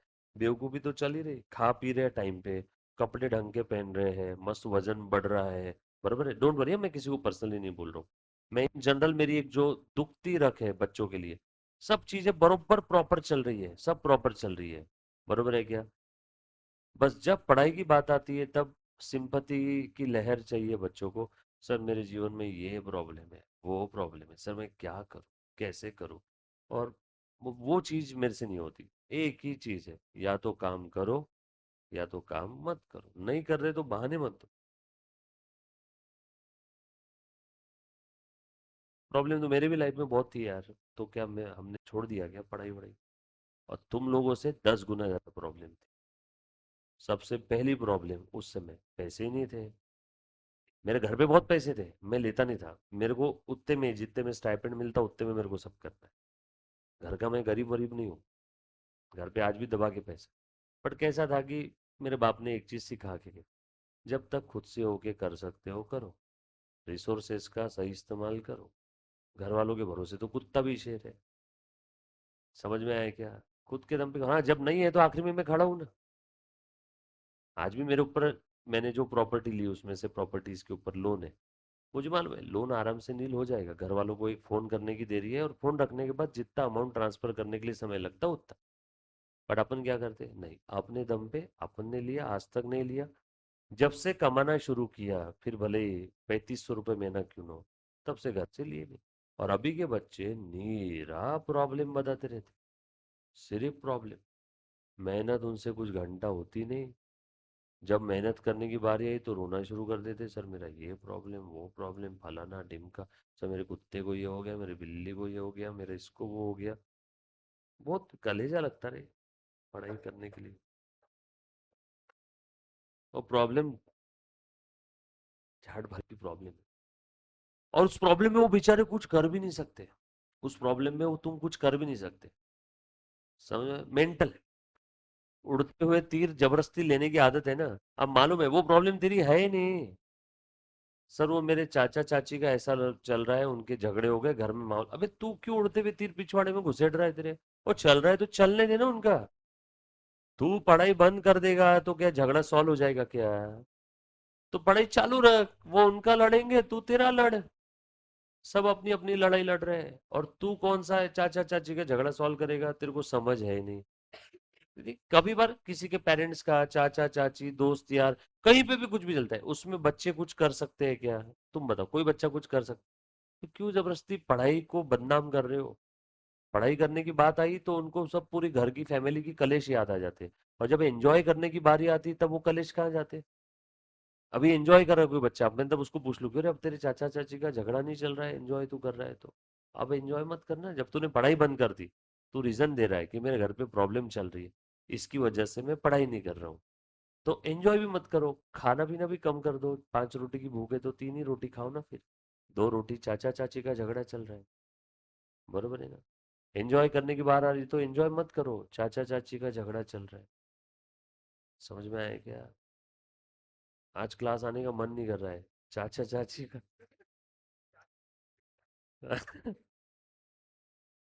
ऐसे तुम बेवकूफ बच्चे, कभी कभी। और ये चीज है ना, मैं ऐसा जब भी बोलता हूँ तब मैं, जितने बार मैंने ऐसा बोला है, कहीं पे सोशल मीडिया पे कहीं पे भी, या फिर ऐसे लेक्चर्स में, उसके बाद में मेरा इंस्टाग्राम निकाल के देखता हूँ, 4-5 फॉलोअर कम होते हैं। मैं बताऊँ ना मेरे को, मैं सबसे ज्यादा मेरा नुकसान इसी में हुआ है। खैर ठीक है, फॉलोअर्स कोई पैसे नहीं देते। तो हर बार जब भी बोला मैंने, गारंटी से, मतलब मैं एक बार चीज चेक करता हूँ। जैसे मैं वहां पे उधर में 70-80 बच्चे रहते, तो ऐसा बोला किसी को तो क्या, बाद में मैं देखता हूँ समझ में आता है। पंकज को मैंने बोल किया, पंकज बोलता, बोले सर आप थोड़ा सा प्यार से बोला करो बच्चों से, बोले मत डांटो, मतलब वो खड्डे में जा रहा है। अरे जान दो ना, बोले सर अपना क्या। बोले सर तुम डांटते जबरदस्ती, और वो उस चक्कर में होता क्या है, अभी के बच्चे करना वही है जो वो करने वाले। तुम उनको डांटो, तुम उनके सामने कलेजा निकाल के रख दो, करेंगे वो ही जो उनको करना है। तो बोले सर तुम जबरदस्ती क्यों माध्यम बन रहे हो विलन बनने का? करेगा वो वही, तुम उसको रोक नहीं सकते। किसी ने अगर ठान ही लिया है कि मैं खड्डे में जाने वाला हूं और मैं बर्बाद कर दूंगा मेरी और मेरे माँ बाप की जिंदगी, तो वो कर ही रहेगा, क्योंकि वैसा प्रोग्राम हो चुका है वो। जैसे कि नहीं, कंप्यूटर सॉफ्टवेयर, तुम उसके सामने कितनी भी मिन्नतें करो तो वो करेगा वही जो उसके अंदर सेट ऑफ इंस्ट्रक्शन है। तो उसके भेजे में इंस्ट्रक्शन में, वो पंकज ने एकदम आसान भाषा में समझाया था। बोले सर उसके दिमाग में वो इंस्ट्रक्शन फिट हो गई है। जैसे आप कैलकुलेटर में 2+3 दबाओगे और इक्वल टू दबाने के पहले बोलोगे प्लीज प्लीज 6 देना 6 देना, वो 5 ही देगा। तो उसके अंदर में तुम उसमें कुछ करो ही मत। बट फिर भी क्या है, मजबूर दिल। एक बार सोचता हूँ कि कभी बोल दो। अब जैसे यहाँ पे ये आना चाहिए था आंसर, ये बताया हुआ था क्लास में चीख चिल्ला के, तुम मेहनत करो यार, तुम जबरदस्ती अपनी लाइफ को कॉम्प्लिकेट कर रहे हो। और बहुत इजी इजी पार्ट है सब। चलो कहाँ तक पहुंच गए हम लोग? अब बारी आती है प्रो रेटा अलॉटमेंट की। प्रो रेटा अलॉटमेंट क्या होता है पहले समझो। अमाउंट में गड़बड़ कर दी थी सर, सॉरी, बट अब क्लियर हो गया, वेरी गुड। अब यहाँ से आगे गड़बड़ मत होने दे। गड़बड़ से याद आया, मिस्टर गड़बड़ वाला बीआरएस का प्रॉब्लम कर रहे हो ना सब लोग अच्छे से? अरे मालूम है ना, एक प्रॉब्लम हमने किया था मिस्टर गड़बड़ वाला, याद है क्या? किस किस को याद है? याद होगा तो मैं अगला सवाल पूछूंगा उसमें। 3 बच्चों को याद है, हाँ ना, एक प्रॉब्लम था मिस्टर गड़बड़ वाला। उसके बाद कौन सा था, एक निक्की एंड कंपनी। चलो आ जाओ, देखो ध्यान देना। अब मैं बात कर रहा हूँ बेटा, कौन सा नंबर है? 9? 9 नहीं, इसका नंबर 6 है। हाँ 7 है ना इसका, 7 नंबर है। ये क्या है बेटा आपका? प्रो रेटा अलॉटमेंट। नहीं नहीं, इसका प्रो रेटा अलॉटमेंट का नंबर क्या है? 5 है। 5।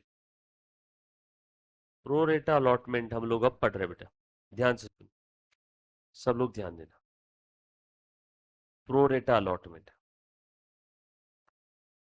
करो। सब लोग ध्यान दो अच्छे से, आ जाओ बेटा, आ जाओ, जाओ लिखो, मतलब कुछ भी, बस बोर्ड पे ध्यान दे। सो प्रोरेटा अलॉटमेंट की अगर मैं बात करूं, मान लो एक कंपनी है जो इशू करना चाहती है, wants to issue issue 10,000 shares, but उसे एप्लीकेशन कितने रिसीव हुए? एप्लीकेशन रिसीव्ड आपको समझाने के लिए 13,000, बरोबर है? तो यहाँ पे कंपनी में allot shares on pro rate basis,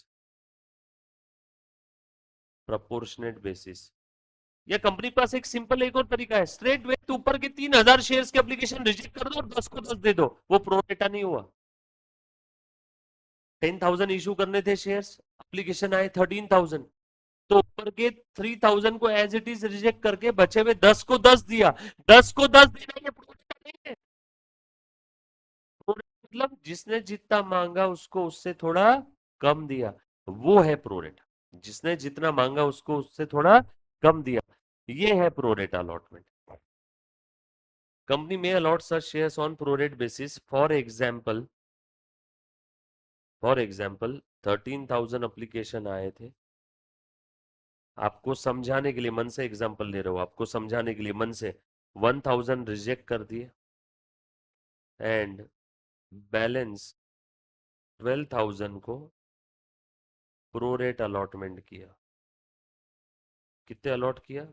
10,000, जितने अलॉट करना था।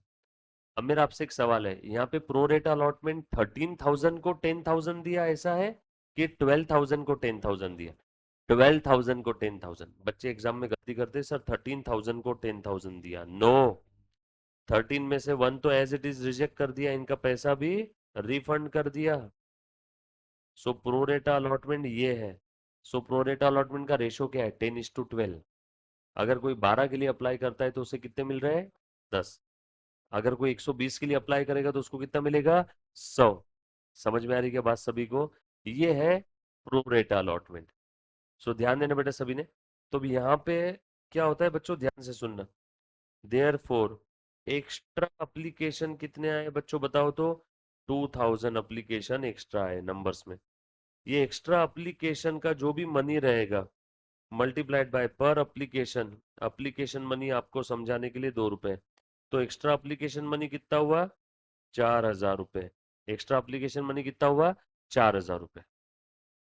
तो ये एक्स्ट्रा एप्लीकेशन मनी का क्या करेंगे? टू बी, हाँ, to be adjusted on allotment और फॉरवर्ड।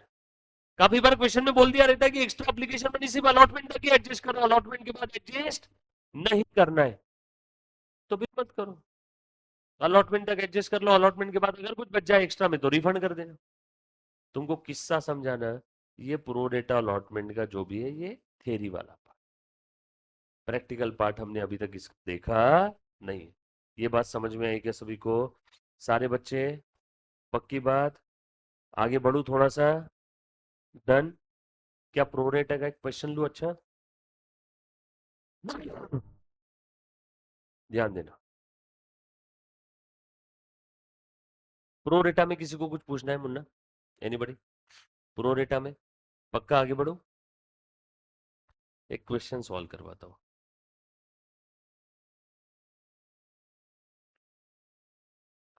हाँ मुन्ना, कौन सा? हाँ तो वही ना, क्वेश्चन के अंदर में फॉरफीचर भी लूंगा ही ना, सादा वाला नहीं लूंगा, एग्जाम में जो आएगा वैसे ही लूंगा।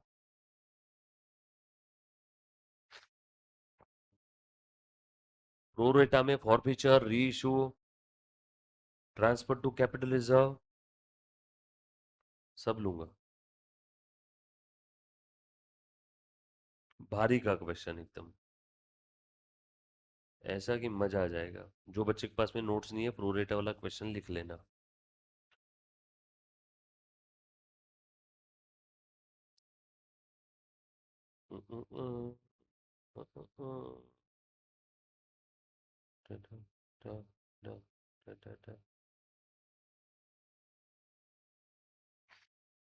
अच्छा क्वेश्चन ले रहा हूँ। मार्क करके रखा था यार, कहाँ गया?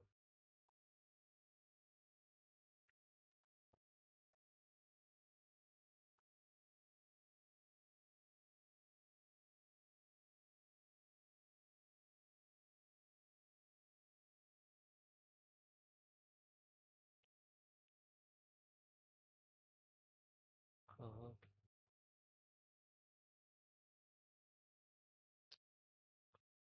डिवेंचर पे आ गए।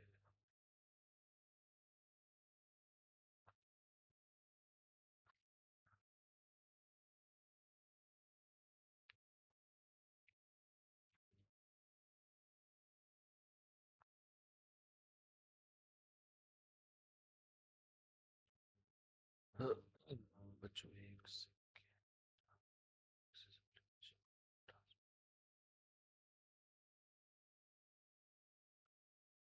आ जाओ। Question number 5।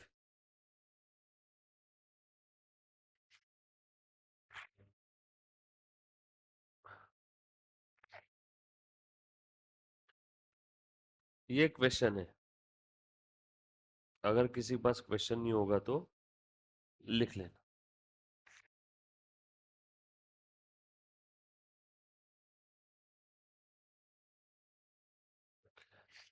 डन। एमआरपी का क्वेश्चन है, एमआरपी का।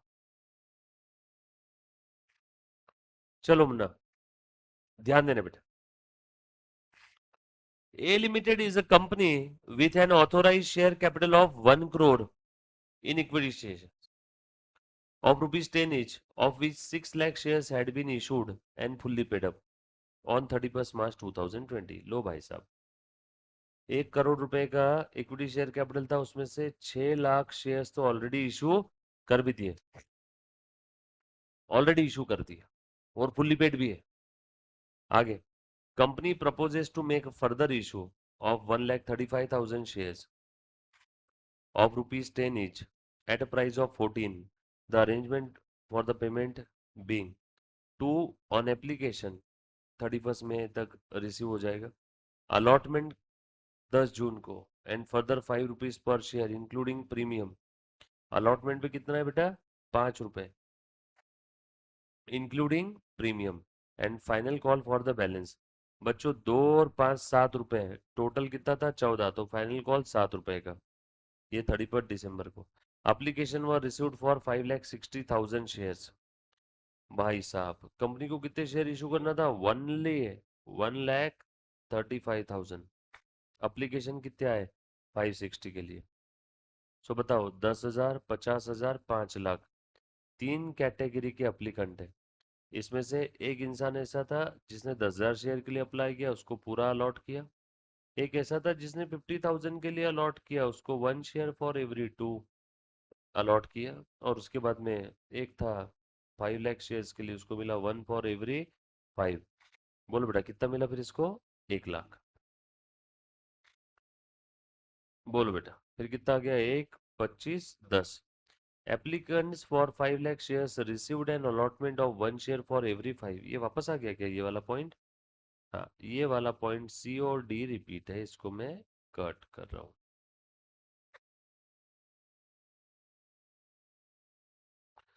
Money due on final call was received on the due date. You are required to record these transactions. जो भी पैसा ड्यू हुआ फाइनल कॉल पे, वो रिसीव हो गया बेटा ड्यू डेट पे। आपने ट्रांजैक्शन रिकॉर्ड करना है। आगे हम लोग एक प्रोरेटा वाला ऐसा क्वेश्चन भी देखेंगे कि जिसमें बच्चों, जिसमें फॉरफीचर भी रहे, इसमें फॉरफीचर नहीं है। अच्छा, अब यहाँ पे आप लोगों को एक नोट बनाना है। सब लोग साथ में रहना, हम लोग है ना एक नोट बनाएंगे।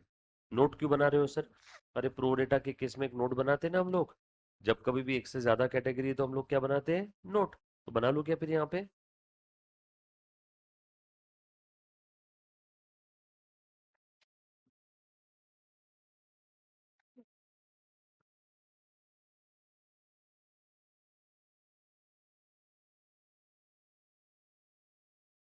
भाई साहब,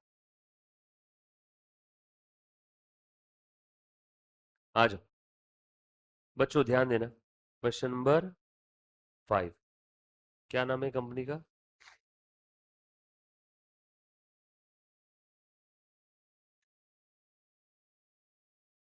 लिखो।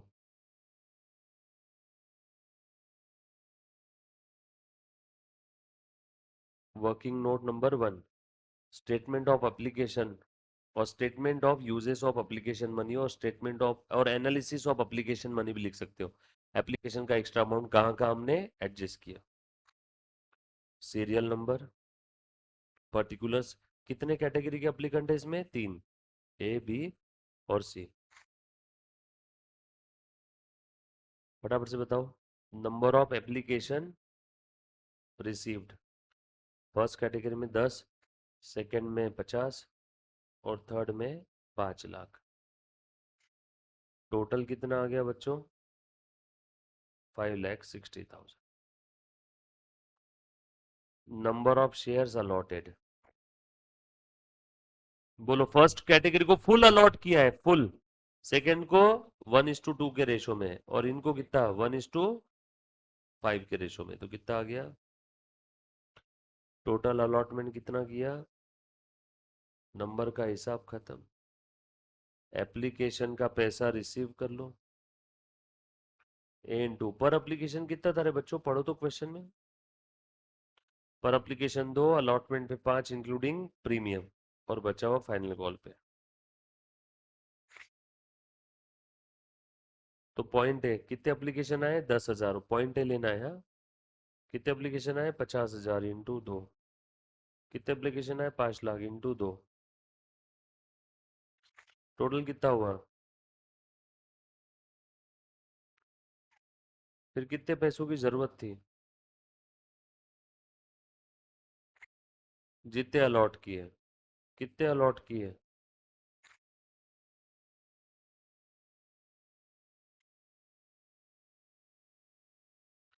अलॉट किए थे 1 lakh. Total 2,70,000। Therefore extra कितना है एप्लीकेशन का? बोलो बेटा। 20 रिसीव हुआ और 20 की ही जरूरत थी। 1 लाख रिसीव हुआ, 50,000 की जरूरत थी। 10 लाख रिसीव हुआ, 2 लाख की जरूरत थी, तो extra 8 lakh. Total extra. Application का हिसाब खत्म हो। अलॉटमेंट का पैसा ड्यू करो। ये पैसा कैसे कैसे एडजस्ट कर रहे हैं, कहाँ का एडजस्ट कर रहे हैं, ये बताओ अगर किसी को मालूम होगा तो। पढ़ो क्वेश्चन देख करके बताओ। ये पैसा कैसे कैसे और कहाँ का एडजस्ट हो रहा है, एक बार क्वेश्चन पढ़ो।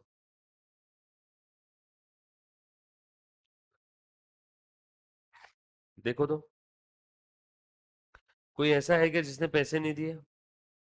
यहाँ पे लिखा था surplus on application money being used to reduce the amount due on allotment. यहाँ पे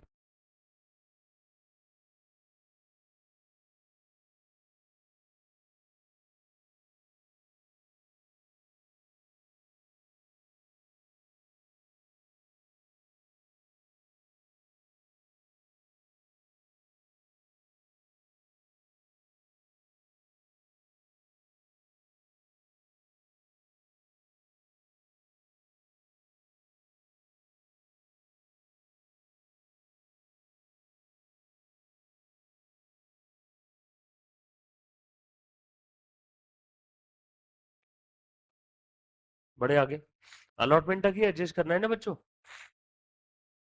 अलॉटमेंट का पैसा ड्यू करो। बोलो पर अलॉटमेंट कितना है बेटा? बोलो बोलो। 5 रुपए। सो बी इंटू रुपीज 5। कितने शेयर हमने अलॉट किए? वो पॉइंट बी में लिखा है। Point B into rupees 5। चल बताओ जल्दी जल्दी से। 1,25,000। टोटल बता दो।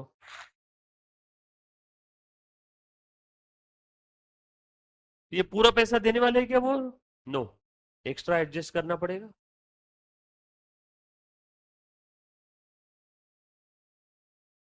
कितना एडजस्ट करेंगे? E or F, whichever is lower. E or F, whichever is lower. E or F, whichever is lower.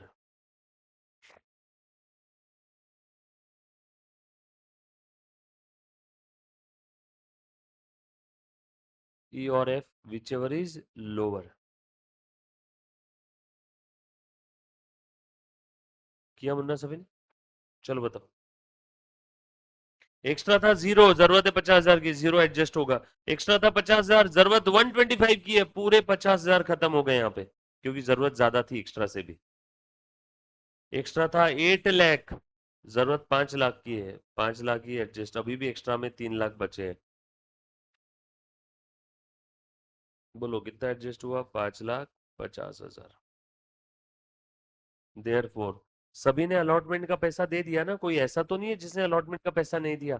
अगर ऐसा कोई इंसान है तो यहाँ पे बैलेंस अलॉटमेंट रिसीव्ड में, मान लो सेकंड कैटेगरी में कोई इंसान है जिसने अलॉटमेंट का पैसा नहीं दिया, तो वो भी माइनस कर देना। और अदरवाइज देखो, 1,25 अलॉटमेंट ड्यू हुआ, 50,000 एडजस्ट हो गया, बोलो बचा कितना? 75। तो सेकंड कैटेगरी में कितना अलॉटमेंट रिसीव हुआ? 75। मान लो ऐसा अगर सेंटेंस लिखा रहता, सेकंड कैटेगरी में एक एप्लीकेंट है जिसने अलॉटमेंट का पैसा नहीं दिया, तो अलग से वर्किंग नोट बना करके ये निकालो कि कितना अलॉटमेंट नहीं दिया, और वो जो भी फिगर आएगा, मान लो 1,000 रुपए अलॉटमेंट नहीं दिया, तो वो इसमें से माइनस करना पड़ेगा। तो नेट अलॉटमेंट फिर कितना मिला? 74। याद आया क्या क्वेश्चन? जेएचपी लिमिटेड, अर्जुन कंपनी वगैरह के हमने क्वेश्चन सॉल्व किए थे, एग्जाम में वैसे ही आते हैं बेटा। बोलो यहाँ पे 0 मिलेगा? हाँ, पूरा 50 मिल जाएगा। बोलो कितना हो गया? हो गया अलॉटमेंट में adjust. What ever the balance in extra, क्या कर देंगे बच्चों? रिफंड। एक्स्ट्रा में 0 था, 0 एडजस्ट हुआ, 0 रिफंड। एक्स्ट्रा में 50,000 था, पूरा 50,000 एडजस्ट हो गया, 0 रिफंड। एक्स्ट्रा में 8 लाख था, 5 लाख एडजस्ट हुआ, 3 लाख रिफंड करना पड़ेगा।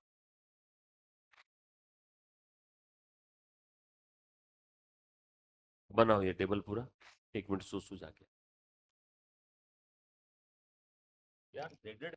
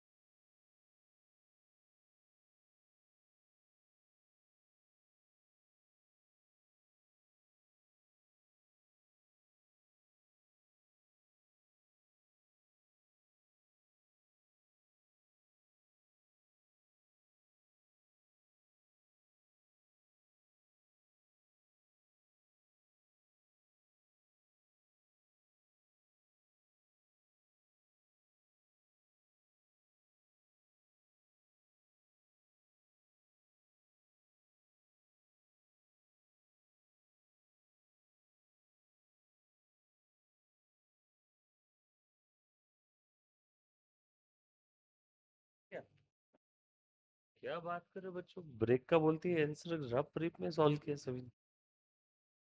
चलो एंट्रीज पास कर लो अब सबकी। अब देखो, ये टेबल सिर्फ मुझे दिख रहा है, आपको शायद नहीं दिखेगा जो बच्चा रिकॉर्डेड लाइव स्ट्रीमिंग देख रहा है। आप जर्नल एंट्रीज लिखो। सबसे पहली एंट्री, डेट दिया है क्या रे? एप्लीकेशन का पैसा कब आया, डेट दिया है ना उसका। एप्लीकेशन 31 मई 2020, तो डेट के साथ लिखना है पूरा। 31 May 2020, bank account will be debited to equity share application 11,20,000, application money receive. Allotment की डेट बताओ। 10 जून को फिर ये सेकेंड एंट्री रहेगी। इक्विटी शेयर एप्लीकेशन मैंने बताया था ना, एप्लीकेशन और अलॉटमेंट, एप्लीकेशन का पैसा ट्रांसफर और अलॉटमेंट की एंट्री की डेट सेम रहेगी। To equity share capital, premium है क्या इसमें?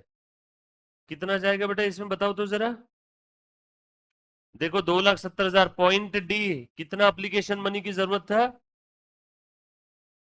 प्लीज बोर्ड पे ध्यान देना अगर नहीं समझ में आया तो। उसके बाद में अलॉटमेंट में कितना एडजस्ट किया? 5,50,000 टू शेयर अलॉटमेंट अकाउंट। और रिफंड कितना किया, रिफंड जल्दी बताओ। टू बैंक, पहले ही पता चल गया था हमें रिफंड 3 लाख होने वाला है। कैलकुलेशन इसी को तो गणित कहते हैं। गणित से हम लोग आज ही पता लगा सकते हैं 100 साल बाद कौन सा तारा कहाँ रहेगा। बहुत बार बच्चे सवाल पूछते सर रिफंड तो हमें फ्यूचर में पता चला होगा ना, मैंने बोला नहीं, गणित की मदद से हम लोग रिफंड आज ही पता लगा लेते कितना होने वाला है। So application money transfer to capital comma allotment and balance were refunded. तीसरी एंट्री बोलो कौन सी रहेगी बच्चों? Share allotment, equity share allotment account debit to equity share capital to securities premium. बोलो अलॉटमेंट का कितना ड्यू हुआ? 6,75,000। बोलो बेटा प्रीमियम कितना है यहाँ पे?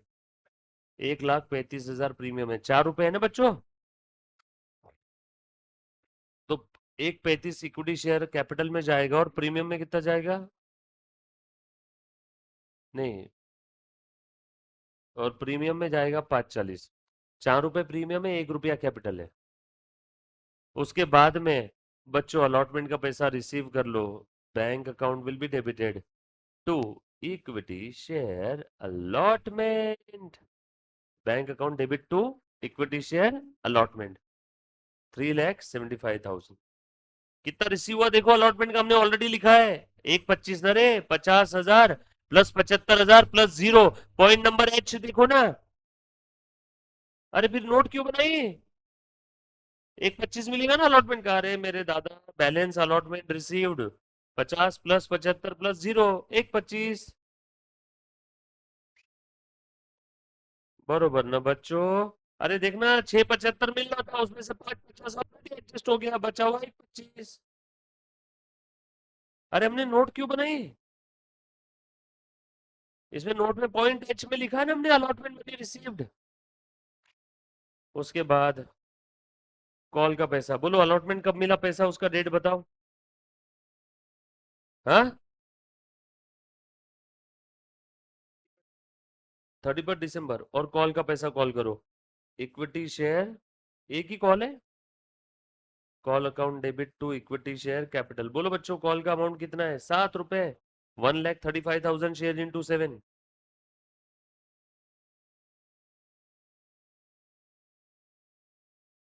सारा पैसा मिल गया बोल रहे हो?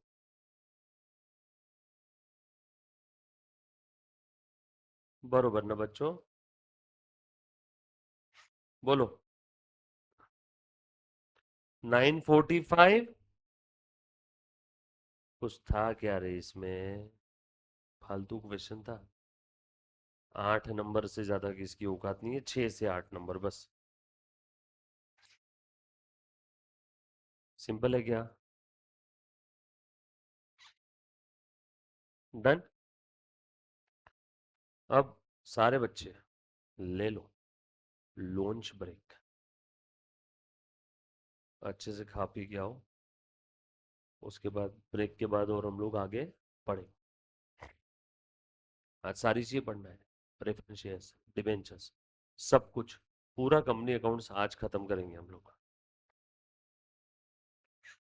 Done. Okay, thank you so much. ये वाला ब्रेक के पहले का सेशन मैं यही समाप्त करता हूँ। रिकॉर्डेड वाले बच्चे को तुरंत इसके आगे सेशन दिखेगा, मतलब उसको नेक्स्ट सेशन, या फिर अगर सारे लेक्चर्स जोड़ करके कहीं अपलोड किया होगा तो कंटिन्यू में दिखेगा। डन। थैंक्स।